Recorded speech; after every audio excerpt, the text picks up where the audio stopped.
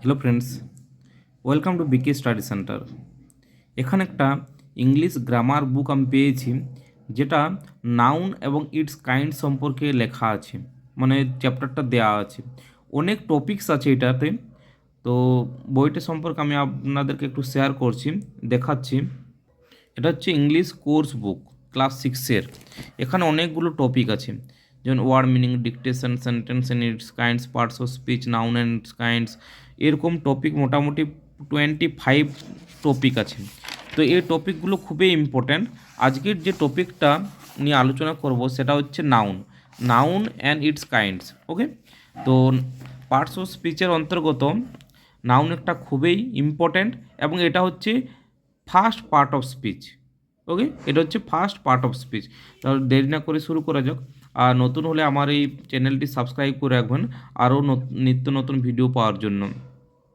Okay, lesson 5, noun and its kinds. Okay, আমি line to line এবং word to word explain করব, ঠিক আছে? আপনারা সঙ্গে থাকুন, ভিডিওটা দেখুন।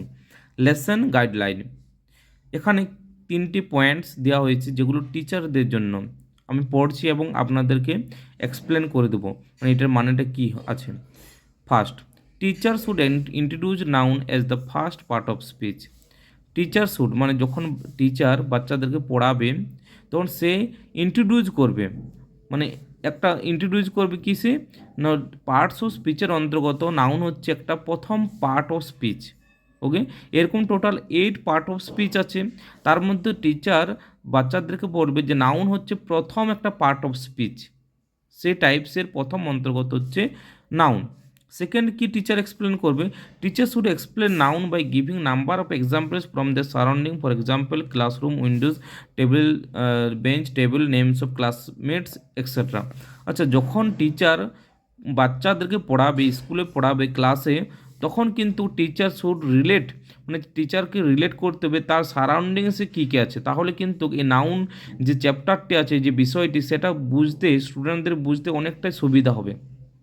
তো হতে পারে এক্সাম্পলস যে বইটি আমাদের সাজেস্ট করছে, যেমন ক্লাসরুমের এক্সাম্পল নেওয়া যেতে পারে, Windows, bench, table, names of classmates.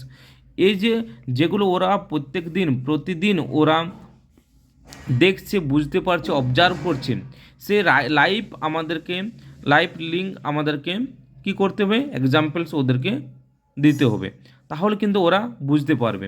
Number 3 কী আছে, teacher should explain each kind of noun with several examples. আচ্ছা, টিচার আমাদেরকে একটা এক্সাম্পল দিলে ওরা বুঝতে পারবে না, অনেকগুলো এক্সাম্পল দিতে হবে।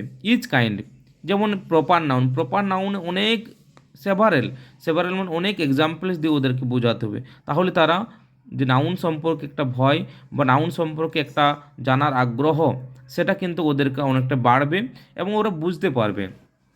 ওকে, তাহলে শুরু করা যাক ম্যান পয়েন্টে। লেসনে কী আছে, এখানে কতগুলো সেন্টেন্স দেওয়া আছে। Ashok is playing, there are many benches in the garden, where is the cat. Okay, তো এই যেগুলোতে আন্ডারলাইন দেওয়া আছে, আন্ডারলাইন করা আছে, অশোক, বেঞ্চেস, গার্ডেন, ক্যাট, এগুলো হচ্ছে এক একটি নাউন। ওকে, তাহলে অশোক, বেঞ্চেস, গার্ডেন, ক্যাট, এগুলো হচ্ছে এক একটি নাউন।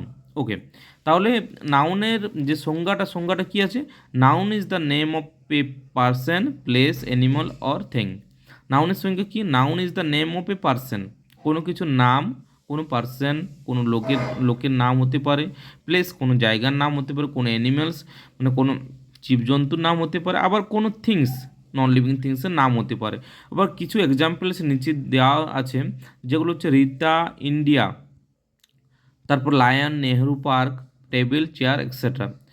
এই যে এক একটি নাম আছে এর, ওকে, এইগুলো হচ্ছে নাউন।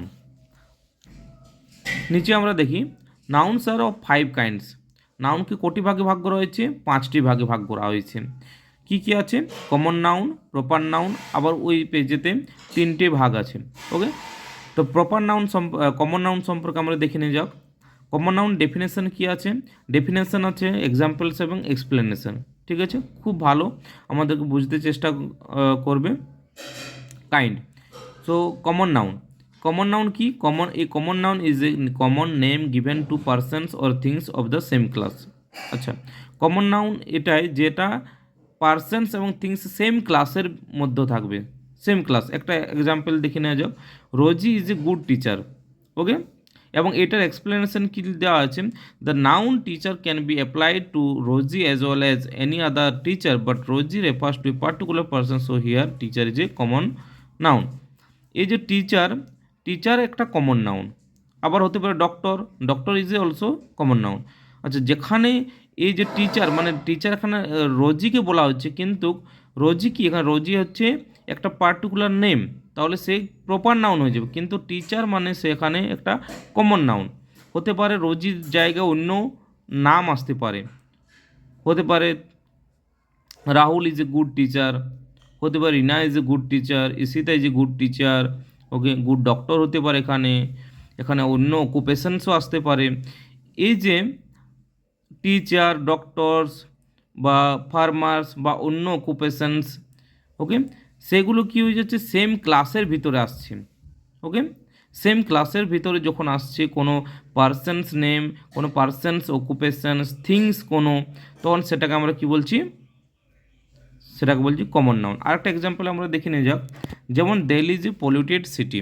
আচ্ছা, দিল্লি কি, এখানে দিল্লি একটা প্রপার নাম বোঝাচ্ছে, দিল্লি, ওকে, একটা পার্টিকুলার নেম আছে, কিন্তু যখন সিটি বলছি, সিটি কি, অনেকগুলো সিটি আছে, অনেকগুলো সিটি আছে, তার ভিতরে দিল্লি একটা, তো দিল্লি আমাদের এখানে একটা প্রপার নাউন, কিন্তু সিটি কি হয়ে যাচ্ছে, কমন নাউন। তো here city is a common noun. Okay, next, proper noun. Proper noun is the name of A particular person or place. Proper noun কি, প্রপার নাউন হচ্ছে name of A particular person or things, place হতে পারে।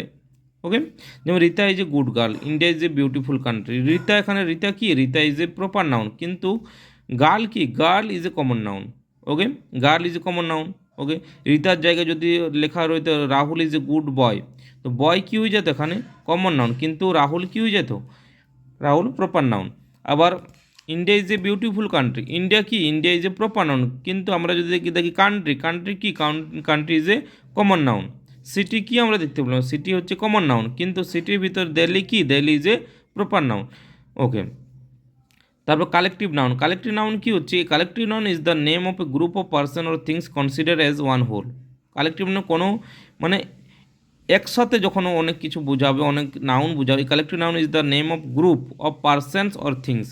একসাথে যখন অনেক things are বা group of persons বোঝাবে, অনেক লোক একসাথে থাকবে, অনেক জিনিস একসাথে থাকবে, তখন আমরা কালেকটিভ নাউন বলবো।